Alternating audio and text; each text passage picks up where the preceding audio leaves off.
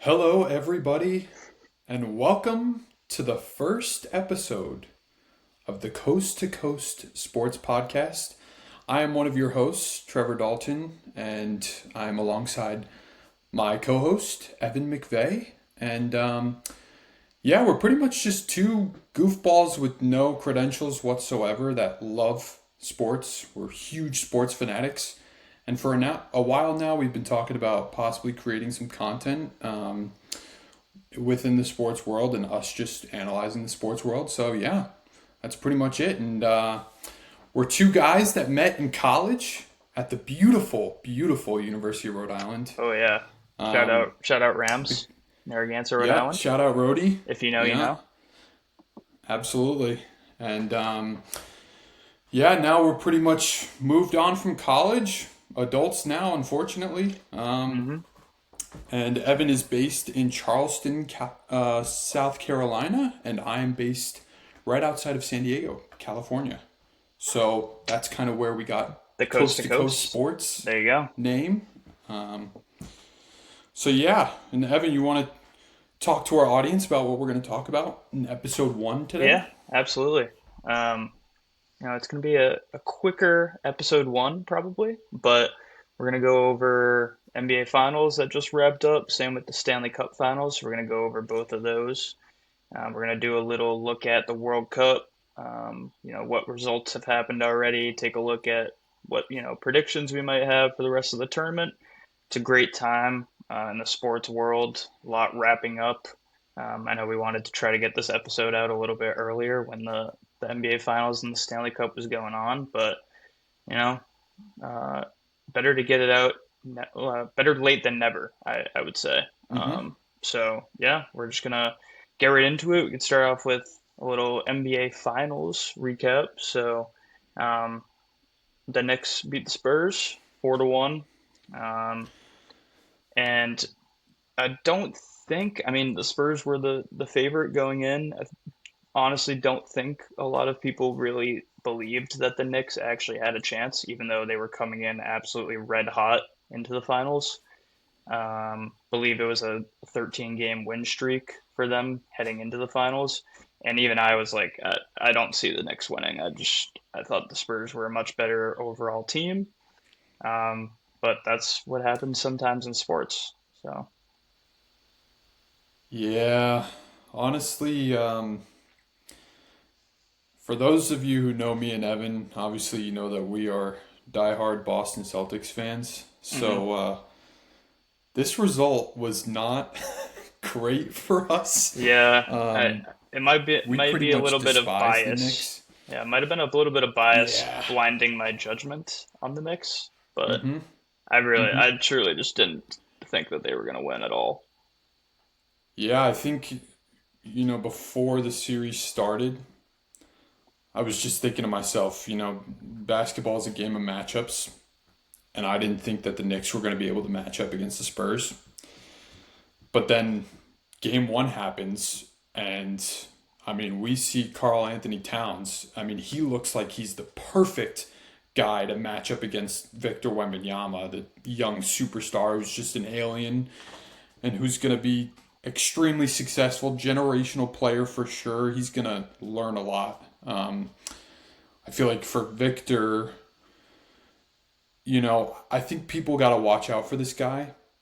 And the main reason why is because, like, when you look at LeBron, you look at MJ, these icons, they lost a lot early on in their careers. hmm And they learned a lot from losing.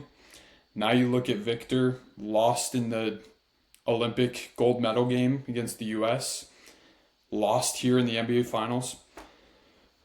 This I'm doesn't bode scared. well for the I'm rest of the scared for the league. NBA going into Mm-hmm. next year. I will say that. I Mm-hmm. mean, you can tell And by the way that he cares. I mean, he literally was yeah. bawling his eyes out after beating OKC. Like you could tell how much he truly like hates losing. Mm-hmm. And all of the great players, like you said, MJ, LeBron, they hate losing, and you can tell that Wembanyama has the same kind of mindset as those guys. Mm-hmm. And I think too that, I mean, so impressive for the Spurs to get to the finals. The Knicks as well, of course, but the Spurs are just so young. I mean, you look at that starting lineup, they've got guys in their early 20s, Yep. and they were awesome. I mean, you look at Dylan Harper and Stephon Castle, of course, those guys were great, but I feel like, the Knicks were too much. They were too much to handle, especially in the second halves.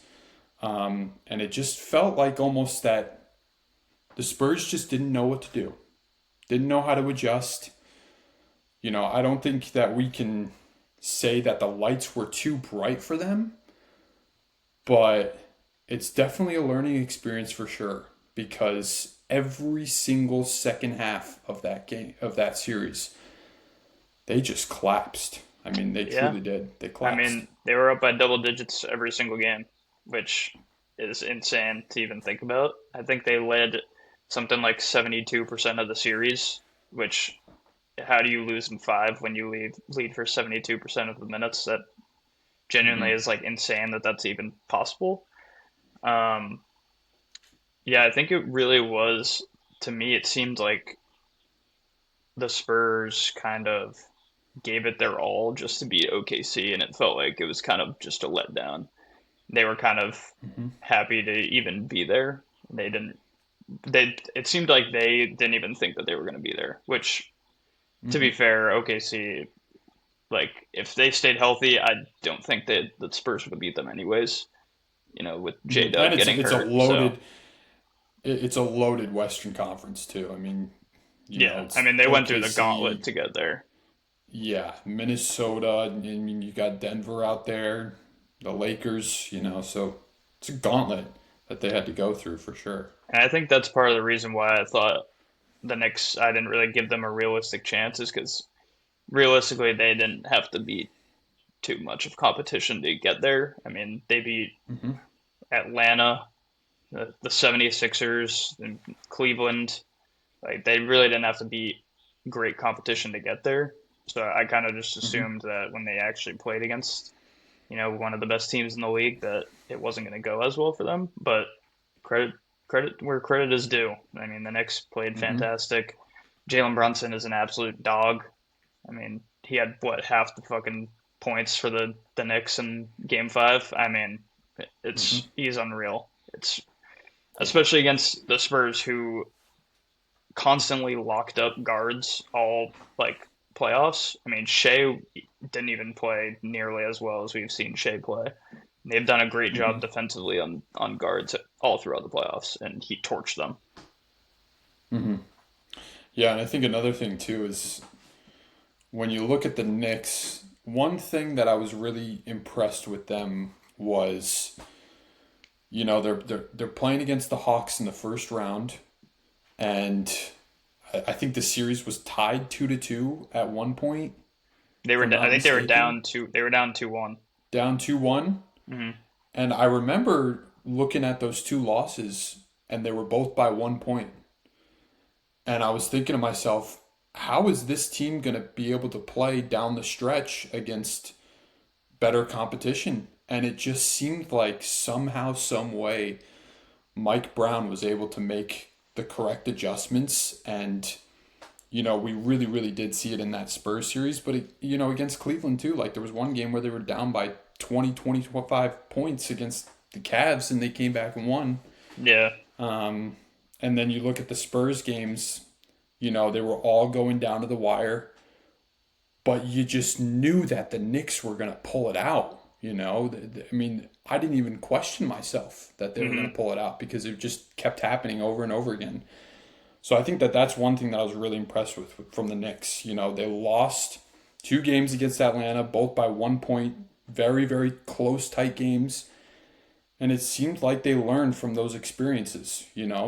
When it comes to the playoffs, you have to win close games, and you're not always going to play your best games every single night, but it's you just got to figure out a way to weather the storm and get through it and win games when you're not always playing great, and I think that the Knicks did that better than anybody else this postseason for sure. Absolutely. I mean, that showed in Game Five. I mean, uh, Brunson was the only guy that could buy a bucket. No one else on the team could Hmm. score. I mean, he had 45 out of the 92 points that they scored. I mean, that's to win a game in the playoffs against one of the best offenses in the league, and you win with in the low 90s is just a testament to how good the Knicks were defensively, but also the fact that you know Brunson just could do whatever he wanted, and he put the team on his back offensively. Um, Hmm. it was basically him and OG that whole series offensively. Um, OG was phenomenal too. He I deserves so much credit. I think he's finally starting to get his credit.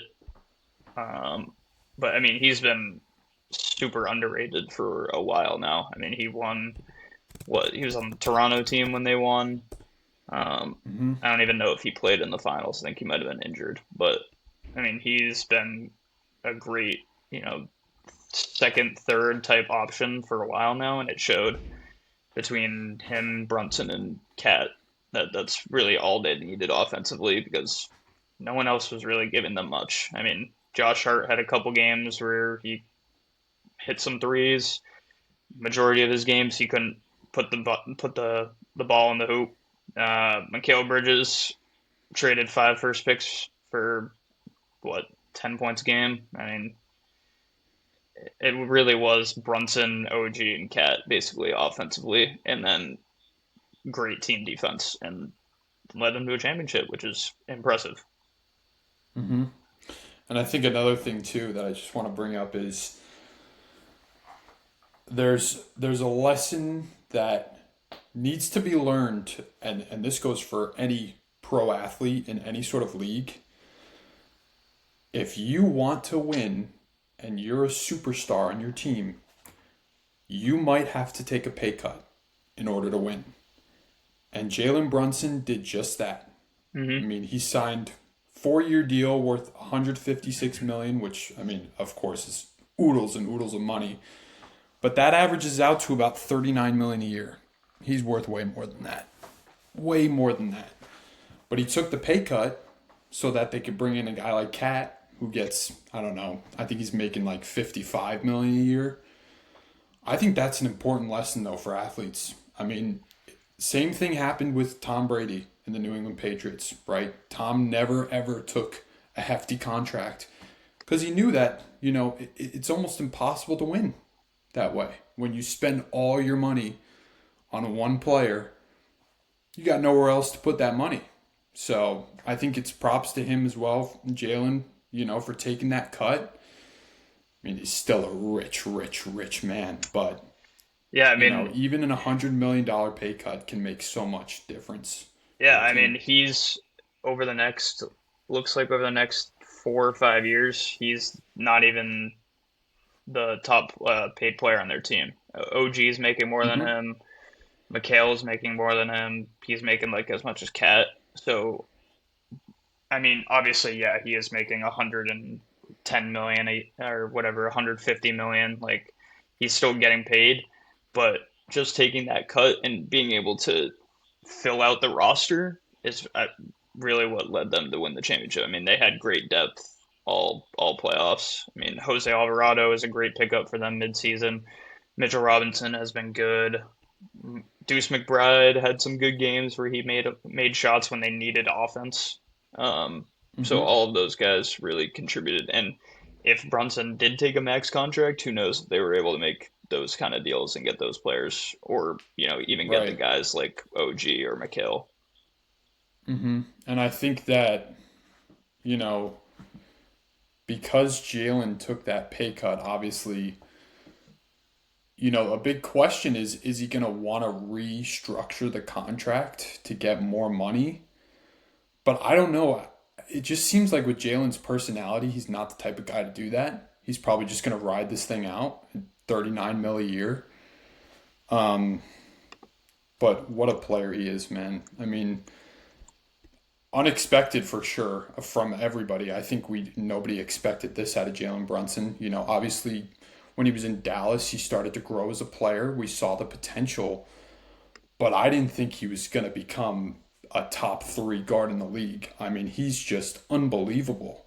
And I think the real impressive thing is he's not that big of a guy. you know? I mean, especially in a series against the Spurs where he's going up against guards that are, they got some big guards and they couldn't do anything against him. I mean, his footwork and his speed and agility is just, it's out of this world. It's so good. Yeah, that's truly what impressed me about Brunson. Like I said, I mean, the Spurs did a great job against guards all playoffs. They have lanky, quick guards like Harper, Castle's solid defensively, Fox is good defensively. They have good wings, between Vassell, Champagny. Obviously, have the Wemby down low, Depoy. I mean, he's a game changer to have in the paint. And for Brunson to still do what he did is, yeah, he's what, 6'1", 6'2", and he's made them look silly. The first couple, I think Hmm. it took him a couple games kind of feel out the defense and everything, but by game 3, 4, 5, he was absolutely cooking them. Hmm.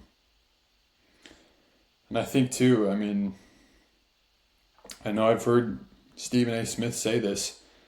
Jalen Brunson's the greatest Knick of all time, which is crazy to say because he's only been there for what, 3 to 4 seasons? I think, yeah, that's Like, probably his fourth season. he's barely been there. He's Yeah, already the greatest Knick of all time. But that's what a championship does for you. When you're able to build that legacy like that, especially in a huge, huge market like New York. And I know we've talked a little bit about this too. Like, such a great thing for the NBA that the New York Knicks won a championship just because they're a huge, huge market. yeah. I They're think just going to get, the numbers just came yeah, out the today. numbers They were said crazy. they said it was like the most watched finals, and I don't even know how long, but obviously the Knicks being in there is gonna drive up viewership. I mean, it's great for the league when their big market teams are good. That's why I would Hmm. love to see the Bulls be good, but probably will never happen. So with that It's ownership, never going to happen. No, no chance, unfortunately for them. yeah, So yeah, I mean, it was felt like it was a great NBA season. Obviously, from our vantage point, the Celtics didn't go over too well. Obviously, losing to the Sixers was tough, and I feel like for me personally, though, it was good to see Jason Tatum back, man. I mean, having him out for so long, we were successful without him, but we just know the potential of this guy is, he's a top 5 player in the league. And when he's on our team, everything's better. Everything runs smoother. And I think, obviously, there's a lot of questions surrounding Jalen Brown.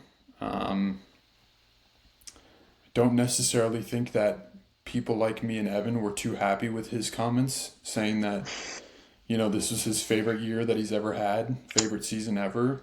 When, yeah, a couple years ago, you won finals MVP and you won an NBA championship. It's not a great look. And I'm telling you right now, I don't think there's any executive in the league that's afraid of pulling the trigger or not afraid of pulling the trigger more than Brad Stevens. I mean, this guy will make moves left and right. He doesn't care who you are, you know? yeah. And He so does what's a best lot for the of. team. So Mm-hmm. I don't believe any of the reports that say Brad isn't thinking about possibly moving him. I think if Right. we could get Giannis in some kind of deal, I don't see him not doing that, honestly. Mm-hmm. Especially, too, because, I mean, this year it really felt like the Celtics were missing a big. I mean, they just. And, it's like. Kata was decent, but Yeah, for what we're paying him, when we he's great. lose. But Right. But when you lose Kristaps and then you lose Al Horford as well, it's like that's tough to, keep up with. I mean, yeah, we those had two guys were great Kata for us. and Both could shoot and, Kata and you know, Garza. That's not going to yeah, be good and enough in the Vucevic playoffs. too. Yeah, not going to be good enough when it comes to the playoffs. No, I was glad that they decided to sit Tatum for that game 7 because it would have been devastating if he went down with some Mm-hmm. kind of injury there. And realistically, we weren't going to beat the Knicks. I mean, Right. we I totally agree. barely could have got past the Sixers. We had no chance against the Knicks anyway this year. So I'd rather give him extended time to get fully. I mean, we saw flashes of it at the end of this year. Tatum, I think, will be back to what he was before, or at least 90-95% of it. Yeah, I agree. And the thing was too is like with Jason, definitely struggled when he first came back. I mean, he could not shoot the ball when his with his if his life depended on it, you know. But you saw the progression. You saw him slowly come back into his form. So yeah, it's going to be an interesting offseason, you know. A lot of teams have question marks, you know. What are the Spurs going to do? You know, obviously De'Aaron Fox didn't have a great series. And he's getting a lot of hate. Probably deserve to get I that hate. very Unfortunately, deserved. I hate saying that too. Like I have a degree in sports psychology. I'm a I'm pro athlete all the time. I don't like the media. I don't like when, you know, refs aren't calling the game it should be the way it should be called. I'm always going to be pro athlete, but I'm also not afraid to call out an athlete when they need to be held accountable. And De'Aaron Fox, who is the veteran guy on that team, it's crazy to say, you know, veteran, but he is, you know, with all the young Yeah, guys that they have. And you saw him taking bad shots, you know, not really commanding the offense like Dylan Harper was. And it just looked like there wasn't rhythm, the usual rhythm that we see with De'Aaron Fox. So yeah, it's a lot of question marks. And then of course we've got the one of the greatest basketball players of all time, LeBron James. Who knows what he's going to do? And like you said before, who knows where Giannis is going to go? So it's going to be a crazy offseason for sure for the yeah. NBA. I think, and I think that's part of why the Knicks winning is so good for the league too, is because there's going to be a ton of parity in terms of, I mean, other teams seeing this Knicks team win the championship, they're probably all thinking, like, we can go win right now. I mean, the Spurs Mm-hmm. can win right now. OKC obviously can win. The Knicks, the Celtics, if they get Giannis, or even if they don't get Giannis, I think we're still a contender in the East, which is the East is I agree. completely wide open. Other Western Conference Detroit teams, too. yeah, Detroit, Detroit looks good. Cleveland will be interesting to see what they do with that core to see if they, keep it together or blow it up. The Timberwolves, if they can finally get over the hump of beating like an OKC or the Spurs, they could win something. That roster is good. Mm-hmm. So I think it just opens up a lot of opportunity for a lot of GMs to go out and try to be more aggressive and make some win now moves. Definitely. Yeah. And then before we transition into Stanley Cup NHL Finals recap, one more thing about the NBA offseason. This upcoming draft is going to be one of the greatest drafts we've probably ever seen. I mean, I was looking at the top 20, like a mock draft, and it's just superstar after superstar after superstar. There are so many good players in this draft. I can't remember the last time we've seen this much talent in a draft before. Yeah, it's a good combination of like high end talent, but I think there's a ton of depth too. Like I think you can get Mm-hmm. late first round, even early second round, where you're still getting guys that can be valuable role players in the league, which is I feel like Definitely. most drafts are either like there's good top end talent and not a lot of depth, or a ton of depth but not those clear superstars at the top. And I think this is one of the rare drafts where there honestly is both. Where I think it's obviously really valuable to have a top 3, 4, 5 pick, but if you still have your first rounder, you can get good value at the end of the first round in this draft. Mm-hmm. Absolutely. All right, now transitioning over to the NHL. Of course, we had the Stanley Cup Finals going on as well. And those Carolina Hurricanes, man, they just bulldozed through the Eastern Conference and then went on to beat Vegas in the finals. Of course, Vegas got to give them a ton of credit too, right? Because never seen anything like that before where they fire their head coach with 6 games left in the season. Bruce Cassidy, who we all know. Of course, Evan knows really well, being a Boston Bruins fan. He's a Hmm. phenomenal coach. But clearly there was turmoil going on in that locker room. And they hire Tortorella, and things changed. I mean, he turned that team around. Carter Hart in goal. He was really, really great for them up until I felt like in the finals his form kind of dipped. But the Carolina Hurricanes, man, it was so good to finally see them break through. They've been a great team for a long time now. Um, and I did predict them to win the Stanley Cup final in my bracket.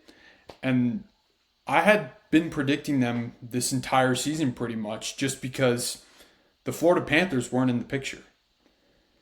And it seemed like over the last, I don't know, 3 years, the Carolina Hurricanes couldn't get over the kryptonite of the Florida Panthers. And then you have, Alexander Barkov, who goes down before the season starts with a significant knee injury. Matt Kachuk, who didn't come back until January, right before the Olympics. So the Florida Panthers never were able to get it going, couldn't make the playoffs. You kind of just knew that Carolina was going to be the team just because of the past 2 to 3 years. And I think it was pretty ironic, too, that Jordan Stahl ends up being the Conn Smythe winner, because you look at those Carolina-Florida games, I truly believe the only center in the league that matches up well against Jordan Stahl is Alexander Barkov. Big, strong, physical, really good on faceoffs.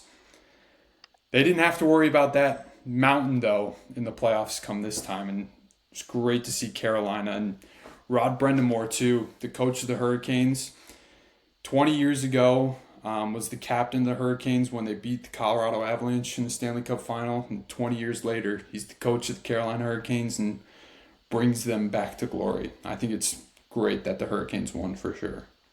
Yeah, I think it's interesting in the NHL. I feel like it's almost better in a way for their smaller market teams to win. Um, Mm-hmm. I mean, obviously the NBA, they get a ton of eyes when the Knicks are in the finals.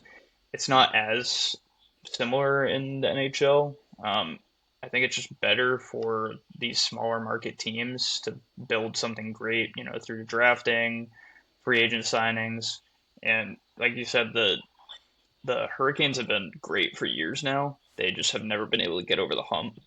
I think I also picked Carolina in my bracket. It just felt like this was going to be the year that they finally got over the hump. Um, Obviously, other than Colorado, they were like the best team all regular season, best team in the East. Mm-hmm.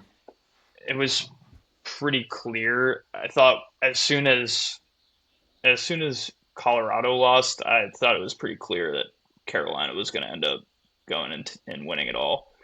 Um, Mm-hmm. like you said, I do think Vegas's goaltending kind of let them down there in the finals, especially, Uh-huh. game two, game three, back to back, huge leads that they gave away. I know they won game three in double overtime, but having that happen in the third period, 2 games in a row, kind of shoots your confidence a little bit. Mm-hmm. It was insane too. Some of those games, I mean, both in the NBA and the NHL, like the games were unbelievable, down to the wire, teams coming back, teams losing leads. I mean, it was as entertaining as you get, I think, from an NBA NHL standpoint for sure, And I think Yeah, that's something that we always love to see. We don't want to see the finals just be, a sweep where teams getting dominated, We want to see entertaining matchups, and I felt like we got that from both the NHL and the NBA for sure. absolutely. And like you mentioned with Tortorella, I believe they just said today that he is not returning as the coach, which is kind of Mhm. interesting to me. I don't know where they're going to end up He going, he but yeah, he did say during the playoffs he did say that he wasn't going to come back. Apparently he promised his wife. I get totally understandable though. His wife, I mean, thinks he's in retirement, and then all of a sudden he's coming out of retirement. He's coaching for USA, and then now he's coaching for Vegas. But apparently he did promise his wife that this was going to be it for him. Props to him, man. I mean, he's an absolute psychopath of a head coach.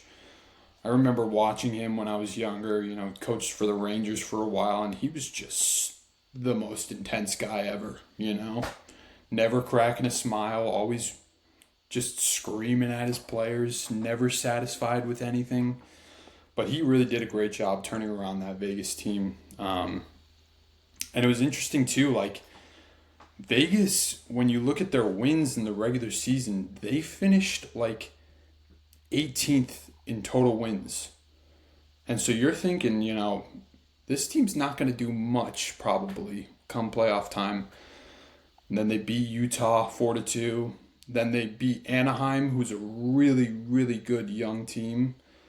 And then they just, I don't even know what happened, but Colorado just got beaten up by Vegas. Yeah. So props to them, props to Tortorella, but this season's all about Carolina, man. It's just so great to see them finally break through and get to touch Lord Stanley. Absolutely. Yeah, and it looks like, according to reports, they're saying that the Knights are going to be promoting their AHL coach to their head coach for next season. Ryan Craig Interesting. is his name, apparently. Huh. Never really heard of the guy. That was a quick decision. Yeah. I guess he was if I had to guess, though, he was the AHL coach for their AHL affiliate, the Silver Knights. So it'd be interesting. Yeah. I mean, it has to be a good sign that they kind of had an idea of, they didn't think that he's the guy. So Yeah, and the good thing too with Tortorella is at least he's very transparent with the organization, and you probably told him, "Hey, this is going to be it. I'm not re-signing after this." So it gave they probably the had all organization a playoffs chance. to think about it. So Yeah, definitely. So yeah, that'll be interesting. But I have faith in them if they believe that he's the guy, because ever since Vegas has come into the league, their ownership clearly knows what they're doing. So Right. I have faith And that they know that he's the guy.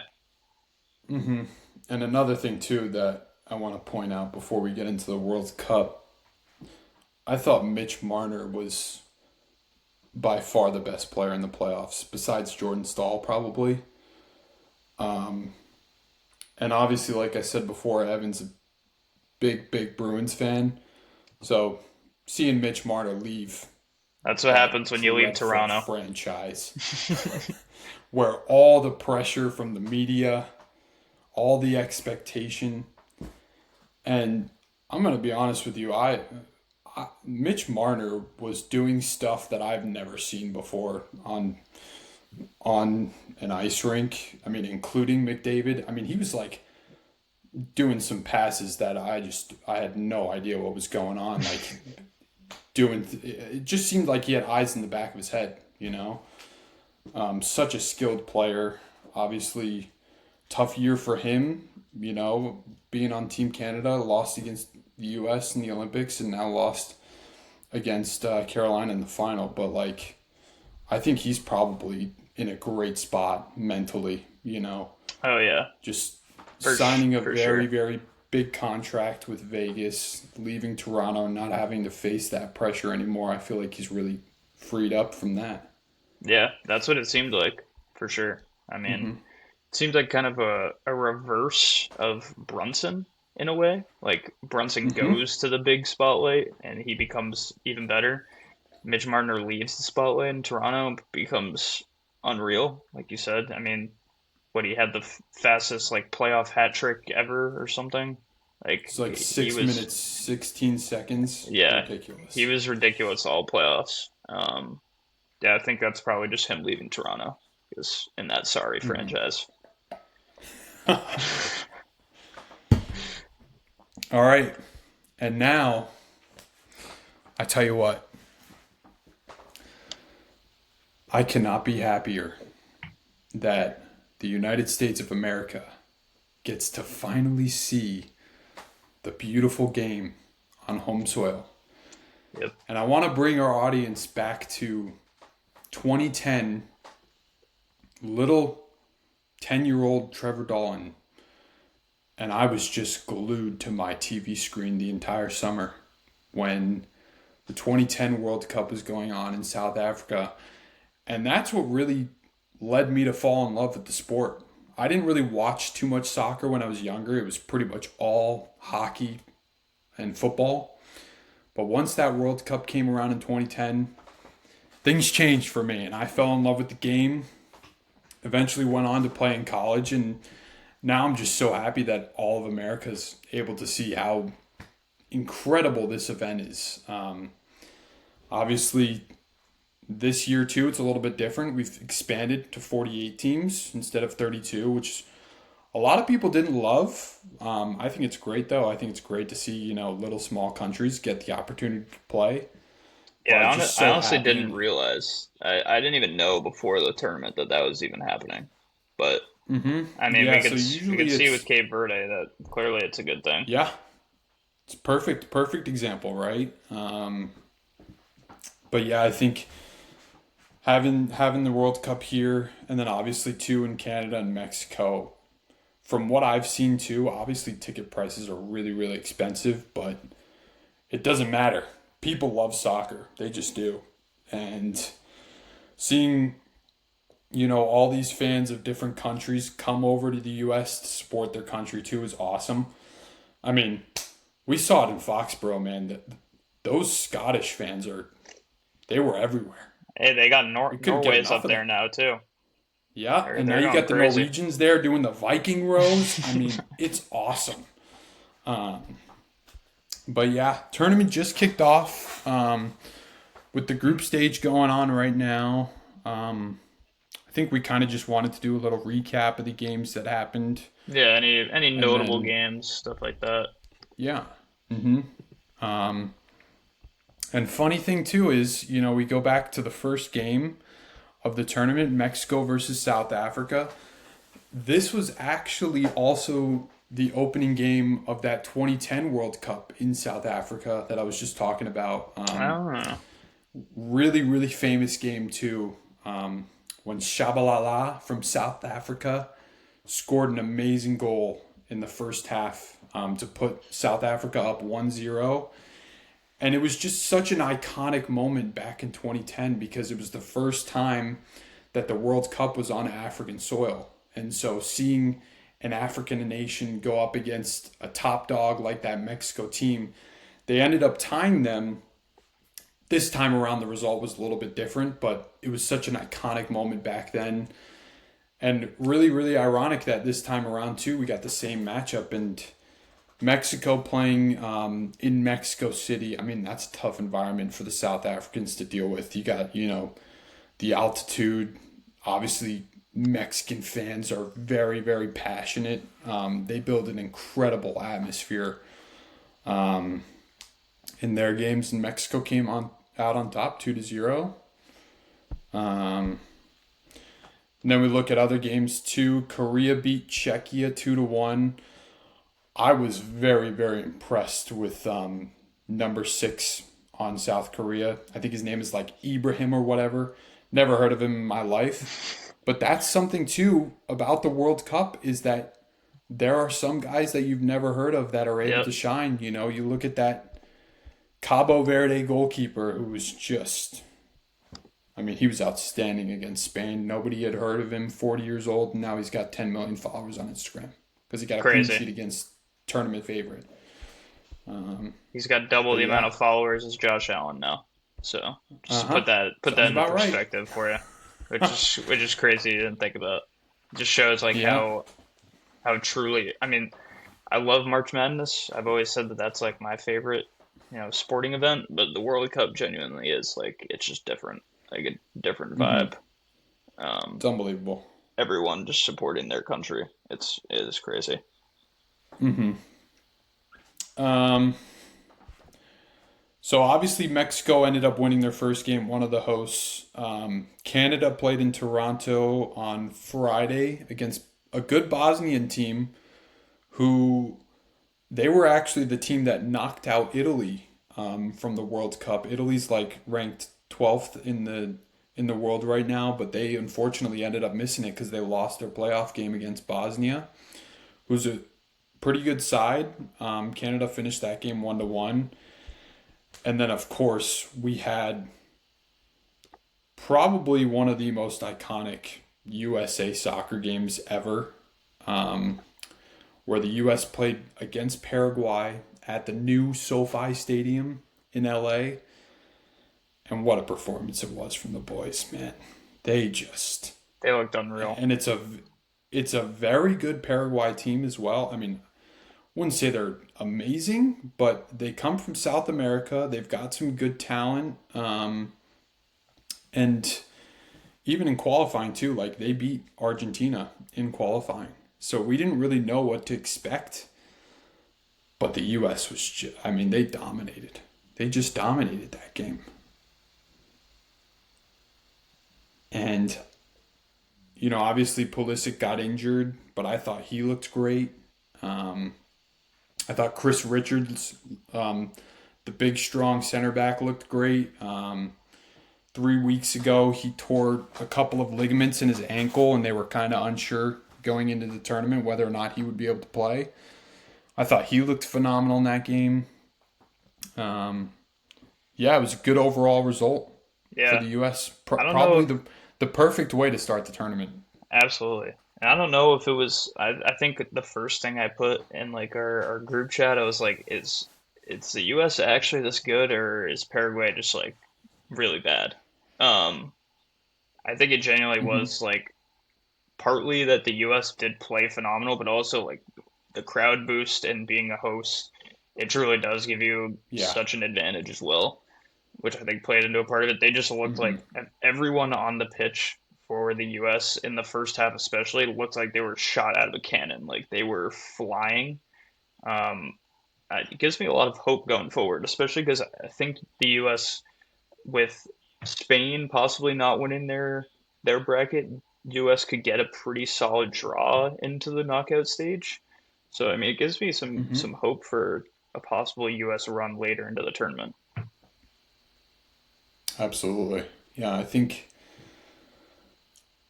for me personally too, like it was kind of I was a little frustrated leading up to this World Cup because a lot of the media really give American players a tough time. Um, and you look at the media nowadays too, like it's really made up of former U.S. soccer players, right? You got Landon Donovan, Tim Howard. They've got a podcast together. Carly Lloyd, Saw Clint Dempsey on um, the broadcast as well. Clint Dempsey. Yep, yep. Um, but I was kind of frustrated with them leading up to this tournament because you look at like 6 months ago or so, maybe a little bit longer than that, Christian Pulisic decided not to play in the Gold Cup, which is basically just the North American tournament between all the North American teams and Central America as well. And Landon Donovan was talking about how he hated that Pulisic didn't play in the Gold Cup.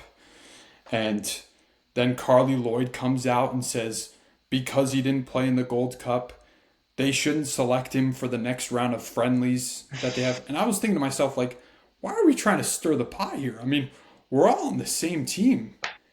And man, that U.S. soccer team, they came out and they shut up all the Yeah, media they with that silenced performance. a lot of people. I think it's kind of Mm-hmm. just a cliche thing to just think like the U.S. is just going to be bad and we're just not going to be able to compete with anyone in the World Cup. I think this U.S. team actually does have a decent shot, like I said, to do some damage going forward, especially as the host Mm-hmm. country. I think that truly does give us a big advantage going forward. Yeah, and I think we have a lot of talent too. Um, it's a lot of European talent as well. You got Pulisic playing for AC Milan and Flo Balogun up top, who he looked unbelievable in that Paraguay game, scoring 2 goals. He plays for Monaco in France. You look at Chris Richards in the back. He plays for Crystal Palace in England. So we've got a lot of guys that have played really, really high level soccer in Europe. And I think that's so important coming into this World Cup because, of course, you're going up against guys that are so talented.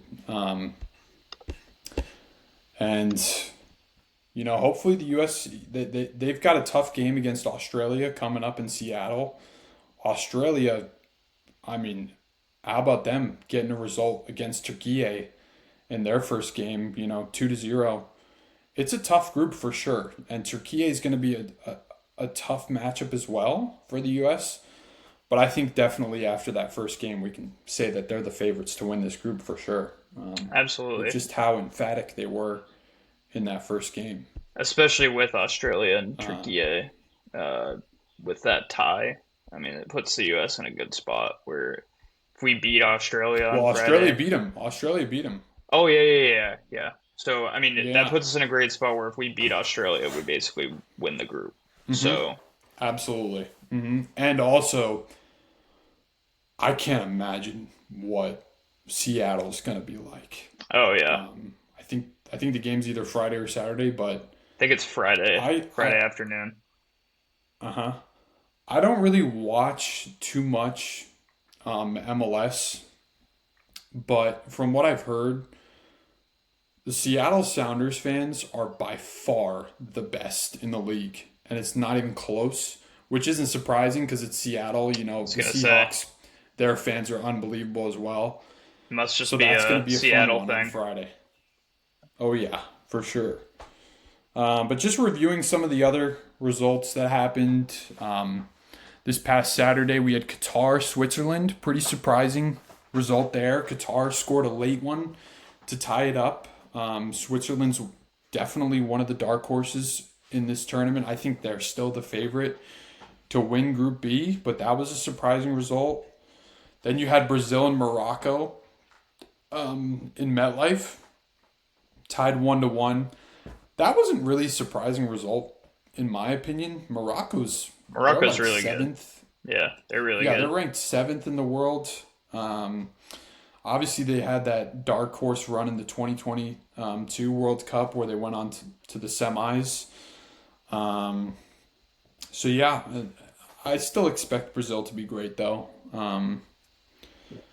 I didn't think that they looked amazing, but that's what happens in the World Cup. You kind of just have to fill yourself out in that first game. It's really challenging. And then, of course, we go to Foxborough, and the entire country of Scotland just took over the city of Boston, baby. I mean, they got that big result against Haiti. I thought Haiti looked pretty good, especially in the second half. I thought they were really pressing Scotland, but the Scots they got some good talent on their team. Andy Robertson, the captain, who plays for Liverpool, he's leaving them now, but he's a great player. And Scott McTominay too, who plays for Napoli in Italy. The Scots can definitely make some noise in this tournament for sure. It's just that they're gonna have to go up against Morocco and Brazil now, Yeah, and that's gonna be tough for I sure. think yeah they're gonna have to squeak out a win against one of those if they want to make it through. How does it work in terms of third place teams that get through? So there's 12 groups of 4, 48 total teams. 32 teams make it. So it's all the first place teams, all the second place teams, and then 8 out of the 12 third place teams make it. Is it just based And it's off based points off and like yeah. goal differential or Yeah, something? so I think the first one so it's based off of points, the most points out of those third place teams, and then after that it goes into goal differential if there's a tiebreaker. But it's really interesting too. Like you talked about it before with Spain, how they have this tie now, and I'm gonna be honest with you. I think Spain's still gonna win the group going up against Probably. Uruguay and Saudi Arabia. But it's interesting. Like you look at a team like them, if they get second or third place, their run to the final becomes so much harder. So much harder if you're in a second or third place rather than being first place. just because you're going to have to play first place teams pretty much all the way through. Yep. So that'll be an interesting thing to look at. Obviously, we talked about already too. Australia beat Turkey 2-0. That was a pretty shocking one.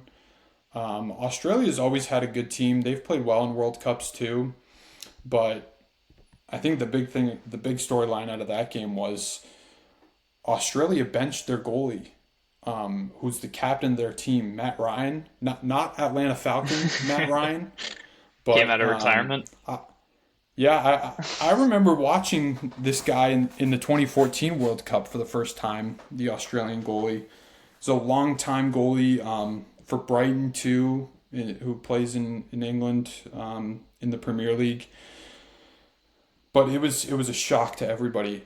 They named a 22-year-old as the starter before the game, and he was unbelievable in that game.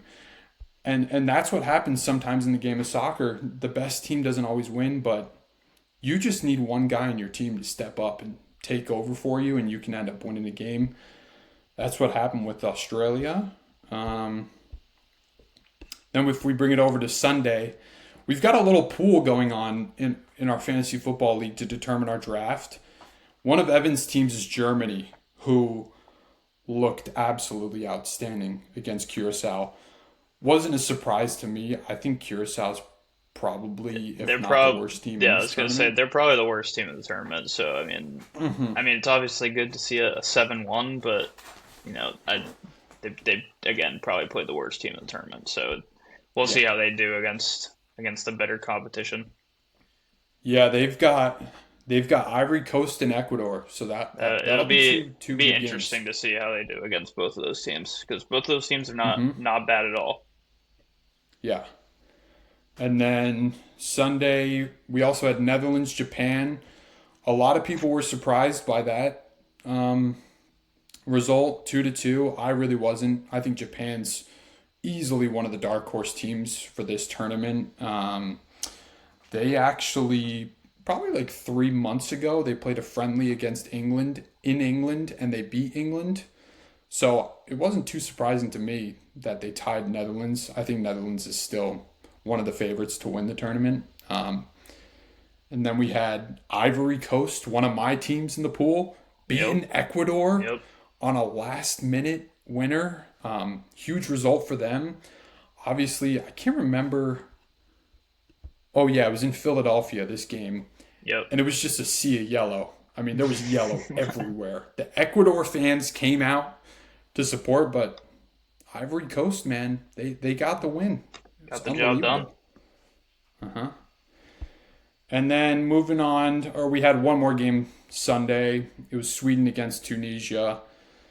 Tunisia looks like a mess after that game. They just fired their coach, and I don't think I've ever seen that where a coach gets fired mid-tournament, but here we are.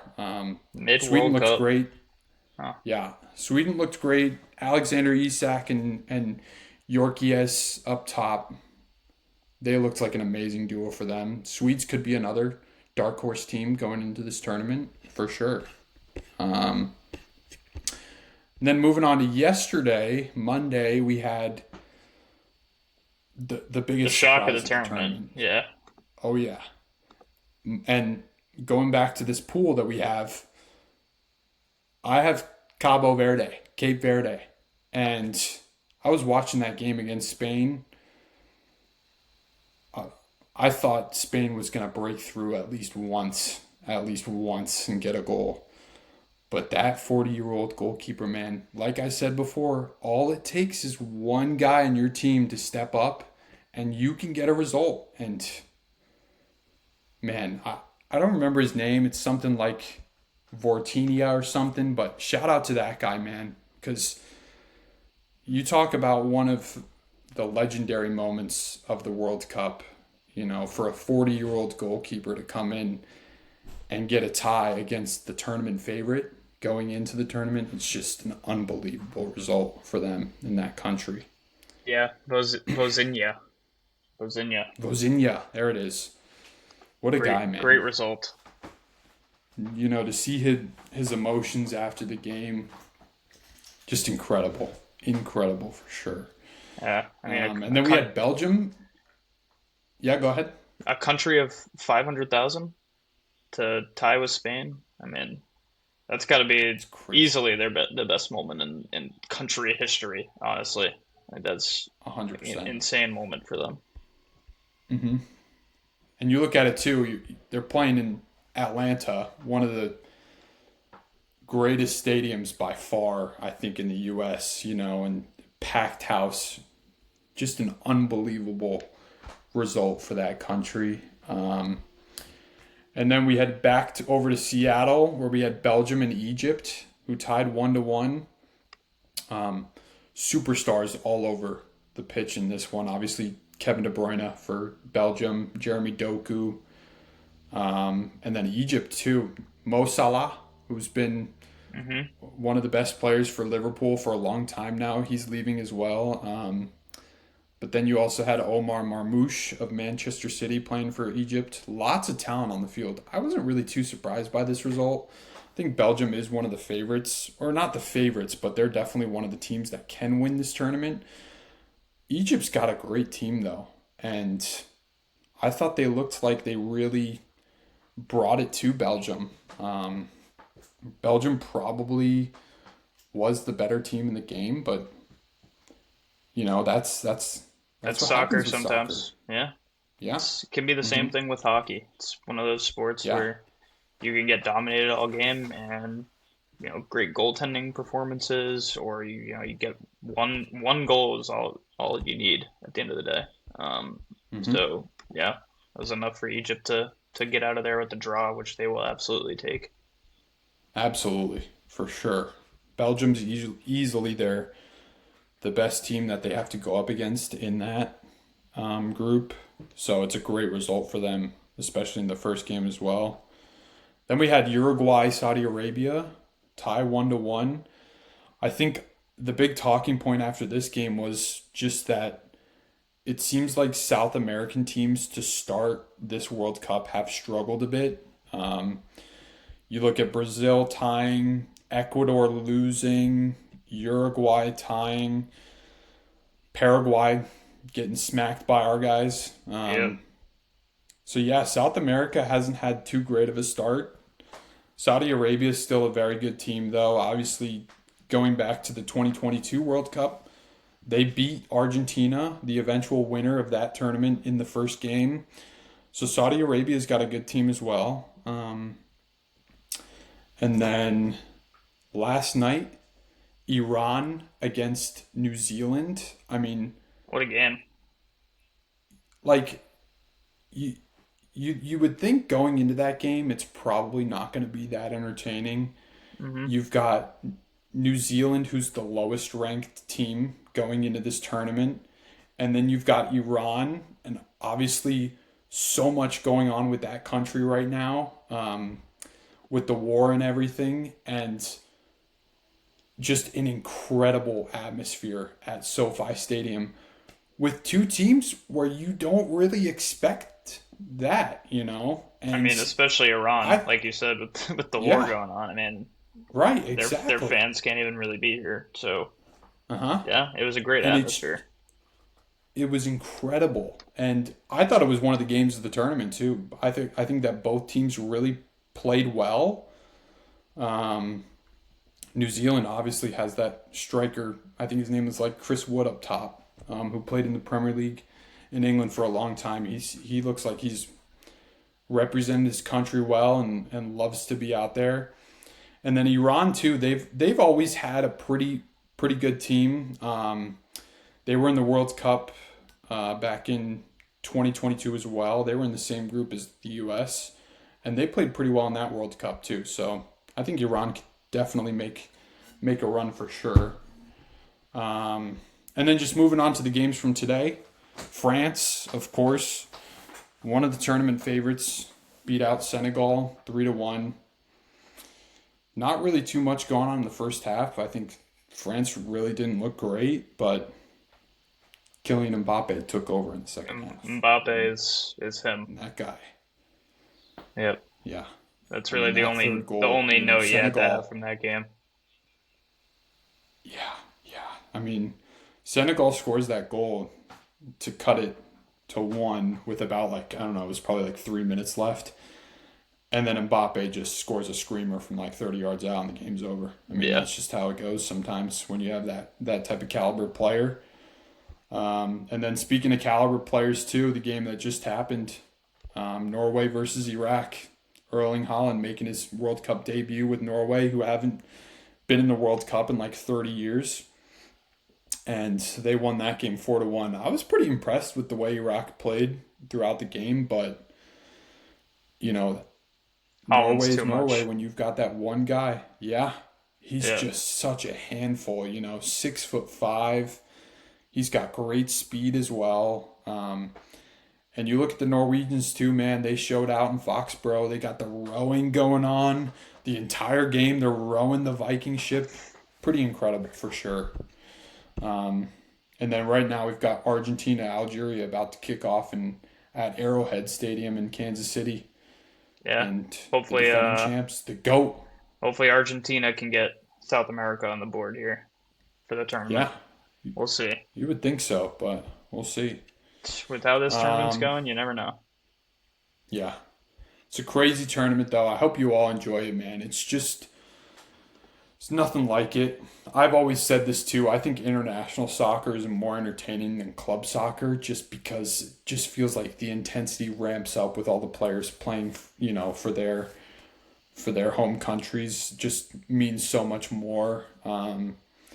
You look at the ceremonies that happen before the game too, with the flags on the field and the national anthems playing. It really is just a great, great sporting event to watch for sure. Yeah. As Evan, you a, got any predictions for the rest of the tournament? I mean, as a very casual soccer fan, I mean, I gotta rock with my guys, Germany. I gotta. Sure. There's a reason. I mean, I had a mid round pick where I took Germany. I was gonna take them even if I had a higher up pick. Um, I do think they are gonna make a deep run. I do think France is probably gonna win it all. I mean, I think they're just the most complete team. They have the best player. Um, yeah, if I had to make a pick, bet on someone to win, I probably would just go with France. I agree. Um, I think France right now, especially after today, with their second half against a really good Senegal team, they're probably the favorites. I think Spain is also up there. It feels like all the talk has been around those two teams, Spain and France, Yeah, they and were real the favorites. two favorites going into the tournament as well. Um, I think the big question mark, obviously, with Spain is they had the first result where they tied Cabo Verde. I just think that when you look at their wingers, their superstars. Lamine Yamal, 18 years old, he's coming off a hamstring injury. He looked like he was pretty fit going into that game, and he played a little bit in the second half. And then also on the other side, you have Nico Williams, who had a hamstring injury as well in May. I think that's the big question mark with them is, are those young guys healthy, and are they going to be able to pull through, because they need that offensive threat clearly. Yeah, Obviously, we talked about Cape Verde goalkeeper put on an absolute clinic, but they're going to need those young guys to step up, and it's so hard for an 18-year-old to carry a team. He obviously did it 2 years ago in the Euros, and Spain won the Euros, but the World Cup is a different animal for sure. So yeah, I agree. I think France is definitely the favorite, but there's so many teams too that can win it. You talk about Spain and France are at the top. Then you've got Argentina, who's about to kick off right now against Algeria. You've got Portugal, who's got a great team. England's got a great team. Netherlands, Belgium, yeah. Look, Croatia too. looking at the odds There's right so now, many it teams. is France now as the kind of 1A. But they still have Spain at plus 500, France at plus 410. So I mean, I think a lot of people are overreacting to the Spain draw. I think they still have just as good of a chance as anyone to win the whole thing. Um, Hmm. not betting advice, but if it were me, Germany plus 1400, I kind of like that. Yeah, Um, we're not financial advisors, yeah, but don't we'll don't we'll, we'll actually give bet you on it, but we'll just throw out a prediction for you, and yeah, for those degen gamblers that gamble on every single thing that they watch, yeah. Evan's If you want telling a you, dark throw horse, some on Germany. if you want a dark horse sleeper, I like Germany as the longer shot. But if I had to pick someone, I it'd still be France. I love Germany too. I feel like Germany, they're kind of going this transition phase where they're bringing in some young talent, Jamal Musiala, Florian Wirtz. So yeah, they've got a lot of young talent on that team, and then 40-year-old goalkeeper Manuel Neuer, who came out of retirement to play for Germany.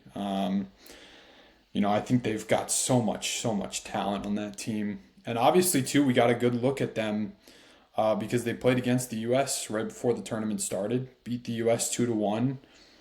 I think they're for sure one of the favorites going in. Absolutely. Oh yeah. All right. So yeah, that pretty much wraps it up for the Yeah. first episode of Coast to Coast Sports. Thank you so much for tuning in. We really appreciate the support. Obviously, we're just starting this thing out, but we're really excited. Just like I said, two guys who absolutely love sports. So yeah, we're looking forward to building this thing out. I do want to say as well, I have another podcast. It's called the Peak Performance Podcast. So please go on over and check that one out as well. And then me and Evan also talked about this too. We do want to be really interactive with our audience. So we're always going to have a segment on each episode where we read out questions that our audience has left for us in the comments. So if you want us to answer a question for our next episode, please leave a question in the comment section, and we're surely gonna respond to you Yeah. It can for be future episodes. And any sport, or hmm not even sports. If you just have any other questions, feel free. We'll sure, can yeah, can answer whatever. Um, yeah, fire away for sure. yeah, absolutely. And Um, then yeah, go ahead. you want to just so we are on Spotify. We've Spotify, got a TikTok and an Instagram, Instagram as well, TikTok. and then we're planning on Hopefully, making a YouTube. yeah, we'll get a YouTube up and running as well. So we'll probably have all the links and everything in the description of the YouTube video, or we'll get links on our Instagram and TikTok and stuff. But yeah, hopefully we'll have a more rigid schedule for episodes hmm going forward. But while we started off, it's going to be a little go with the flow, kind of just get It's a episodes learning up when we want process. to. Yeah, Yeah, learning process for sure. But we're really excited for this. Like I said, two guys that are just addicted to sports. We love talking about it. And, like I said too, I don't love the media when it comes to sports because I'm so pro athlete. But I think it's great to just talk about and analyze sports and, especially nowadays too. It seems like right now is a perfect time for that with all that's going on. World Cup, NHL, NBA finals. We didn't even talk about it, but the U.S. Open is also happening for golf this weekend yeah. I think that's kind of at going under the Shinnecock radar. Hills. So I that'll be think, great too. yeah, I think But that's yeah, kind of anything else for our audience, Ev? no. I don't think so. I think that was a fantastic first episode. And yeah, like I said, hopefully we'll be talking to you guys again shortly. Put any comments for questions down in the comment section below, whether that's Instagram, TikTok, YouTube, wherever you're listening to us. All right. Perfect. Alrighty. Alrighty. We'll see you guys. Peace.